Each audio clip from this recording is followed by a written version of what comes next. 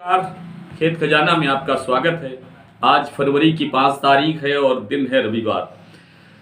4-5 दिन पहले एक हादसा दुर्घटना होने के कारण आप सब लोगों के बीच 4-5 दिन से एब्सेंट रही और आपसे मुखातिब नहीं हो सका। मुखातिब तो सरसों के बाज़ार या किसी अन्य जिनसों के बाज़ार से भी प्रॉपर नहीं हुआ जा सका।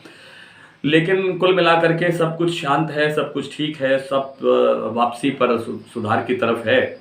तो उम्मीद है कि अब हम निरंतर आपसे मुलाकात करते रहेंगे। सरसों के बाज़ार के अंदर पिछले दिनों जो भारी उठापटक चल रही थी, उसके बाद शनिवार को यानी कल सरसों का जो भाव है भरतपुर मंडी का, वो 5600 रुपये से नीचे आ गया है। 5575 रुपये के आसपास कल शाम तक का भाव बोला जा रहा था। हालांकि कल सुबह भाव 5600 से कुछ ऊपर खुला था, लेकिन शाम को फिर गिरावट दर्ज हो गई, क्योंकि सलोनी प्लांट में कल फिर 75 रुपये तक की गिरावट दर्ज हुई। और इस कारण से ही जो दूसरे बाजार हैं या दूसरी जो मंडियां हैं, उसके अंदर भी भाव में गिरावट है। जयपुर का जो भाव है सरसों का 42% का स्टैंडर्ड जो भाव है, वो 6025-50 रुपये के आसपास स्टेबल है। यही भाव कई दिन से यहाँ पे टिका हुआ है। कभी 50 रुपये बढ़ जाता है, कभी 25 रुपये डाउन हो जाता है। लगभग यही स्थिति है। कुल मिलाकर के सरसों में तेजी की संभावना बिल्कुल नहीं है। नई फसल की जो आवक है वो 50-60 हज़ार बोरी रोजाना की होनी शुरू हो गई है। ये भी एक दबाव है। और फरवरी का जो स्टॉक है 11 लाख बोरी के आसपास, 11 लाख टन सरसों के आसपास अभी इस फरवरी के लिए मौजूद है, तो वो भी काफ़ी है।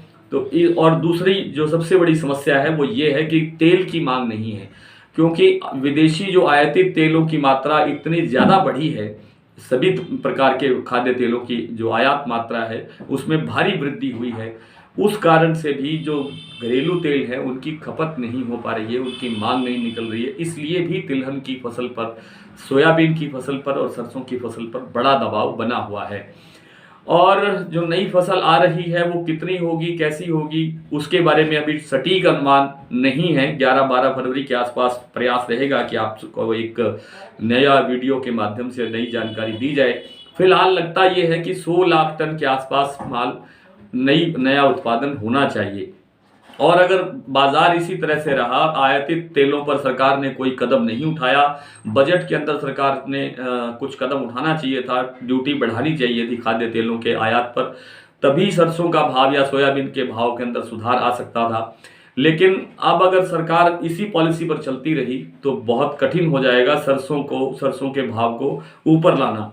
हो सकता है कि जो 5450 रुपये का जो एक न्यूनतम समर्थन मूल्य है, इसके आसपास भी बाजार आ जाए और इससे शायद थोड़ा बहुत नीचे भी चला जाए और सरकारी एजेंसियां भी खरीदारी करने के लिए उतर आए।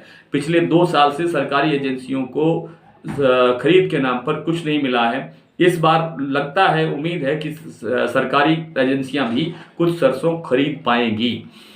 लेकिन सरसों में तेजी कब बनेगी? सरसों में तेजी तभी बनेगी जब सरकार खाद्य तेलों पर, जो आयात होने वाले तेल हैं, जो विदेशों से तेल आता है, उनके ऊपर अगर टैक्स बढ़ाएगी, उन पर ड्यूटी बढ़ाएगी, तभी सरसों का या सोयाबीन का भाव में सुधार हो सकता है। अब और कोई गुंजाइश शायद नहीं है।